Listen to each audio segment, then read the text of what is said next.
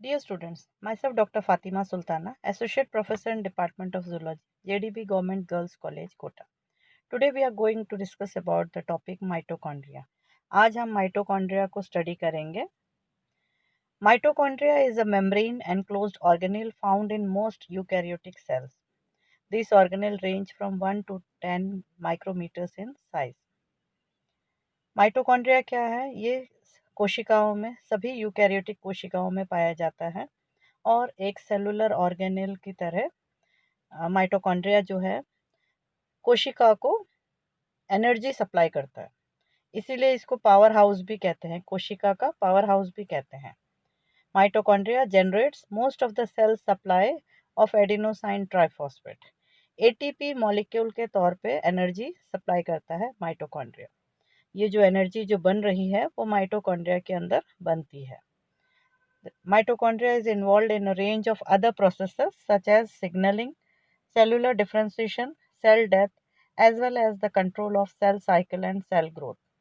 सिर्फ energy produce करने का ही काम नहीं, इसके अलावा भी और भी कई काम करता है ये, जैसे सिग्नलिंग या सेलुलर डिफरेंशिएशन, कोशिका का जो एजिंग है वो, और सेल साइकिल, सेल ग्रोथ, इन सबको जो है वो कंट्रोल करता है.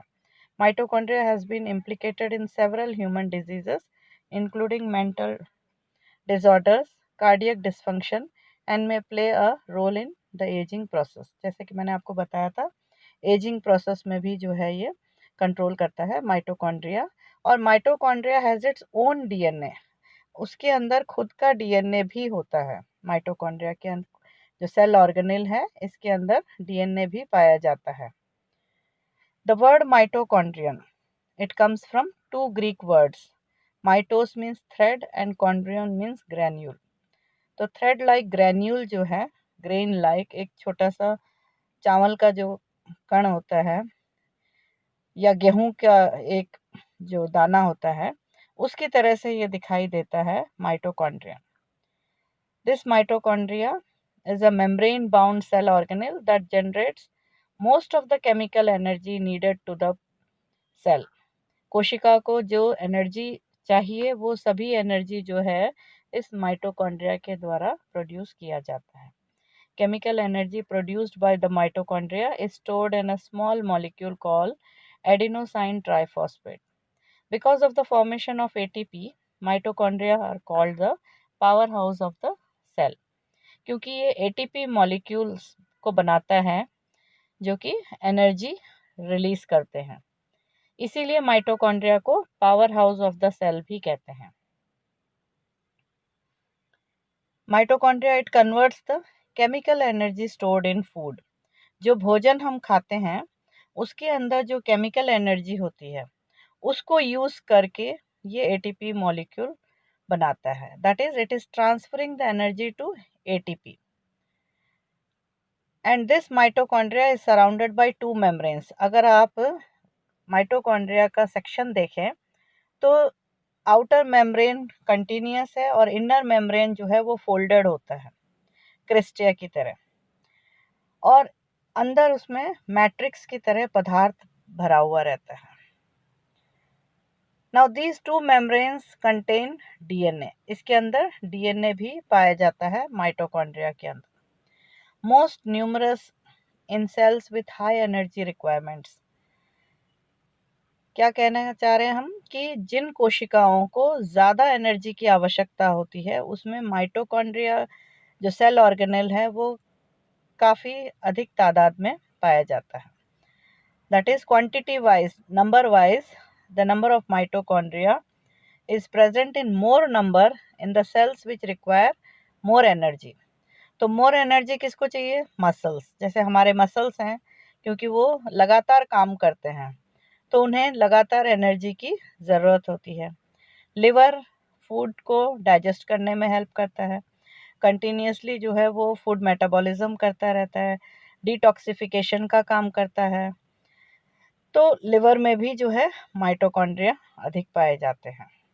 तो उन कोशिकाओं में जिनमें ज़्यादा एनर्जी की ज़रूरत होती है उसमें माइटोकॉन्ड्रिया काफ़ी अधिक पाए जाते हैं.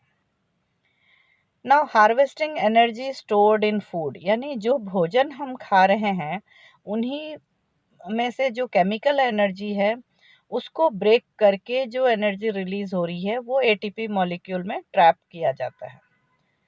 And this is known as the cellular respiration. कोशिका के अंदर जो रेस्पिरेशन हो रहा है that is metabolism, catabolism and anabolism, breaking down food to produce ATP. ये कहाँ हो रहा है? माइटोकॉन्ड्रिया के अंदर। And it is using oxygen, therefore it is known as aerobic respiration.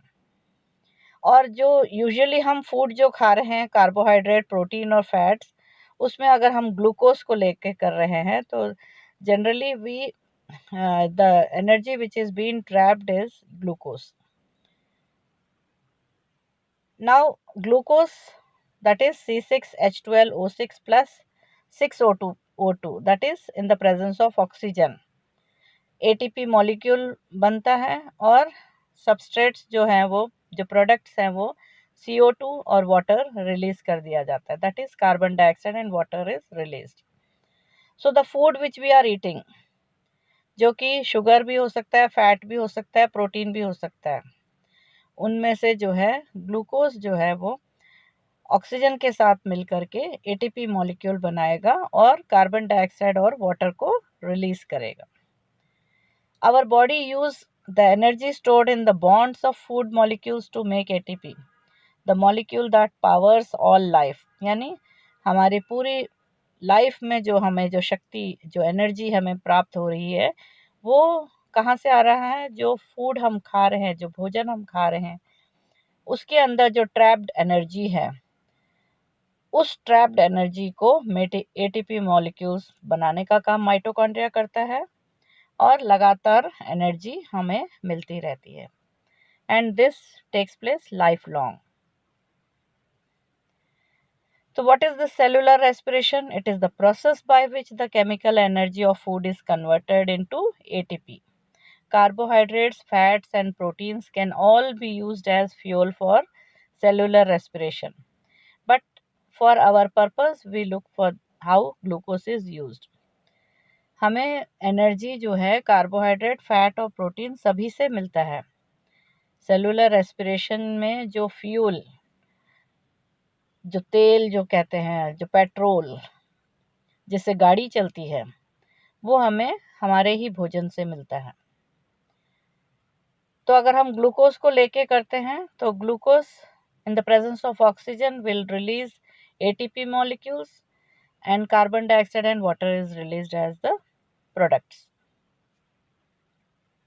Now what is the site of cellular respiration? कहाँ होता है ये cellular respiration? Now as I have told you the structure of mitochondria, it contains inter membrane, दो membranes होते हैं। Inner membrane जो structure होता है, इनर मेम्ब्रेन और आउटर मेम्ब्रेन, डबल लेयर्ड होता है सेल ऑर्गेनेल ये। And the area between the outer and inner membrane, जो आउटर और इनर मेम्ब्रेन के बीच में जो जगह है वहाँ पर हाई हाइड्रोजन कंसंट्रेशन पाया जाता है, इसीलिए वो एसिडिक होता है। और जो मैट्रिक्स जो इस इनर मेम्ब्रेन के अंदर, यानी जो क्रिस्टिया जो बन रहे हैं फोल्डेड, उसके अंदर जो लिक्विड जैसे पदार्थ है वो मैट्रिक्स कहलाता है, that is known as matrix. And it is the area inside the inner membrane. It has low concentration of hydrogen ions, that is it is less acidic. Cristae किसको कहेंगे? जो फोल्ड्स हो रहे हैं, the folds of the inner membrane. And this allows for greater surface area. Fold होने की वजह से एरिया जो है वो इंक्रीज हो जाता है। The process by which mitochondria break down food molecules to produce ATP is the cellular respiration. And this does not use oxygen. If it does not use oxygen, that is अगर वो oxygen use नहीं कर रहा है तो उसको हम anaerobic कहेंगे, और अगर ऑक्सीजन को यूज कर रहा है तो उसको हम एरोबिक कहेंगे। That is two types of respiration can take place: anaerobic respiration and aerobic respiration. In the absence of oxygen will be known as anaerobic. In the presence of oxygen will be known as aerobic. So there are three stages of cellular respiration. First is glycolysis, second is citric acid, which is also known as Krebs cycle. Third is electron transport chain. तो glycolysis जो है वो anaerobic होता है, that is in the absence of oxygen होता है. Citric acid and electron transport chain, these two are aerobic, that is they the reactions take place in the presence of oxygen. Glycolysis, it is a series of chemical reactions in the cytoplasm of a cell that break down glucose into two molecules of pyruvic acid. तो इस glycolysis को हम अगर देखें तो ये इन the absence of oxygen होता है और इसमें 2 ATP मॉलिक्यूल्स रिलीज होते हैं. 2 molecules of ATP are used to start glycolysis and only 4 ATPs are produced. So net only 2 ATPs. Now this pyruvic acid will proceed to the mitochondria to begin the citric acid and the electron transport chain. तो अब ये जो glycolysis है ये कहाँ हो रहा है? This is taking place in the cytoplasm. Now this pyruvic acid will enter into the mitochondria. तो ग्लाइकोलाइसिस को हमें कौन कौन से पॉइंट्स याद रखने हैं? एक तो ये साइटोप्लाज्म में हो रहा है, दूसरा ये ऑक्सीजन के एब्सेंस में हो रहा है, तीसरा इसके अंदर 2 ATP मॉलिक्यूल्स यानी 2 पायरुविक एसिड बनते हैं, मॉलिक्यूल्स बनते हैं और net gain of 2 ATP molecules होता है and 2 NADH. Now this anaerobic process, sometimes your cells are without oxygen for short periods of time. जैसे बहुत ज़बरदस्त एक्सरसाइज किया तो ऑक्सीजन की कमी हो जाती. तो in order to make ATP, the process of fermentation occurs after glycolysis until oxygen becomes available again. जब तक कि फिर ऑक्सीजन अवेलेबल नहीं हो जाता है तब तक फर्मेंटेशन होगा. Now during fermentation, cells convert NADH to NAD by passing high energy electrons back to pyruvic acid. This action converts NADH back into the electron carrier NAD, allowing glycolysis to continue producing a steady supply of ATP. So some organisms simply live in areas without oxygen and must produce their ATP this way. तो जो organisms oxygen की कमी में रहते हैं वो इस process से ATP मॉलिक्यूल्स को बनाएंगे. Anaerobic process, lactic acid fermentation and alcoholic fermentation. Without oxygen, the electron transport chain becomes backed up since no oxygen is there to be the final electron acceptor. और ये lactic acid कहाँ बनता है? Muscles जब continuously work करते हैं तो ये लैक्टिक एसिड इकट्ठा हो जाता है. Now certain organisms living in anaerobic environments will rely on this type of ATP molecules. जो ऑर्गेनिजम्स ऑक्सीजन की कमी में रहते हैं वो इस तरह के ATP सिंथेसिस को फॉलो करेंगे. जैसे east use this type of ferment to create CO2 and ethyl alcohol. East एक ऐसा एग्जाम्पल है जो फर्मेंटेशन के द्वारा ATP मॉलिक्यूल्स जनरेट करता है.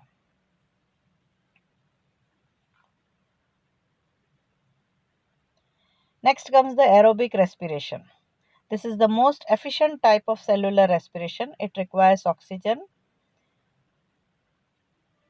and citric acid and electron transport chain. This comes under this aerobic respiration. Glycolysis तो एनाएरोबिक है जिसके अंदर ऑक्सीजन की आवश्यकता नहीं होती है. In absence of oxygen ATP molecules form होते हैं इसके अंदर.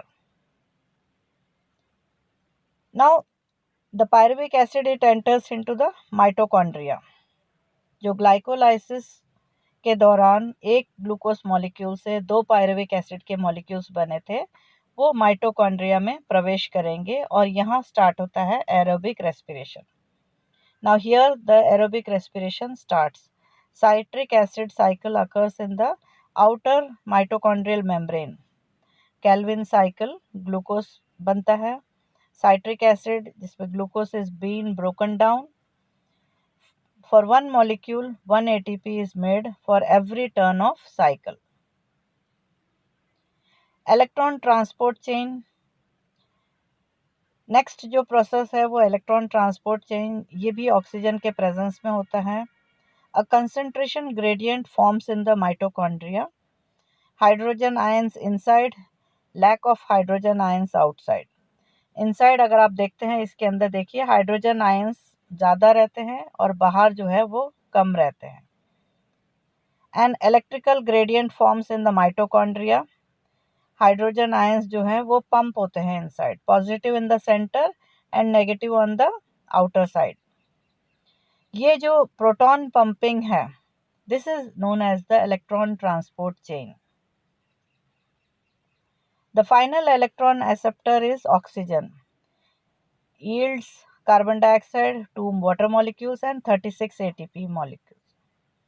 जब हम इलेक्ट्रॉन ट्रांसपोर्ट चेन के एंड में अगर हम देखते हैं तो we see that 36 ATP molecules are generated.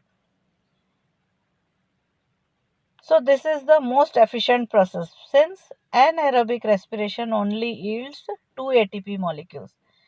Most efficient हमने क्यों कहा है? क्योंकि ग्लाइकोलाइसिस में सिर्फ 2 ATP मॉलिक्यूल्स बन रहे थे, जबकि साइट्रिक एसिड और इलेक्ट्रॉन ट्रांसपोर्ट चेन के एंड में हमने देखा 36 ATP मॉलिक्यूल्स बन के तैयार हुए हैं.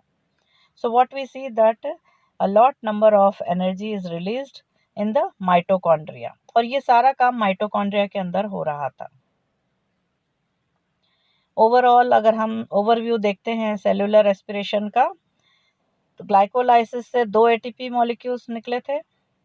NADH इलेक्ट्रॉन ट्रांसपोर्ट चेन में एंटर होता है, और पायरुविक एसिड जो है वो माइटोकॉन्ड्रिया में एंटर होके क्रेब्स साइकिल से ATP मॉलिक्यूल्स रिलीज हुए, और इलेक्ट्रॉन्स जो हैं वो electron transport chain and oxidative phosphorylation से जो ATP मॉलिक्यूल्स बने हैं, तो क्रेब्स साइकिल और इलेक्ट्रॉन ट्रांसपोर्ट चेन से टोटल 36 ATP मॉलिक्यूल्स बनते हैं. तो we see from one glucose molecule 36 plus 2 ATP molecules are formed in the cell. So what we see, the number of energy which is being released is from mitochondria. तो आप देख सकते हैं कि mitochondria कितना important है. Therefore we say that the most important function of the mitochondria is to produce energy. Mitochondria helps the cell to maintain proper concentration of calcium ions. It also helps in building certain parts of blood and hormones like testosterone and estrogen. Liver cells, mitochondria have enzymes that detoxify ammonia. तो हम क्या देखते हैं, सिर्फ energy बनाने का ही काम नहीं करता है, इसके अलावा भी कंसंट्रेशन ऑफ कैल्शियम को मेंटेन करने का काम कर रहा है, कुछ ब्लड का पार्ट्स बनाने का काम कर रहा है, हार्मोन्स जैसे कि टेस्टोस्टेरोन और एस्ट्रोजन बनाने का काम कर रहा है, और लिवर कोशिका में डिटॉक्सिफाई करने का काम करता है, अमोनिया को डिटॉक्सिफाई करने का भी काम करता है. So if we see the key roles of mitochondria, it is ATP synthesis, biogenesis of heme, that is blood का part, iron sulfur protein assembly and biogenesis, calcium storage, lipid metabolism, carbohydrate metabolism, amino acid metabolism, programmed cell death, that is aging में भी काम कर रहा है, and in innate immunity में भी important role play करता है. So we see that how important this cell organelle mitochondria is. Thank you so much.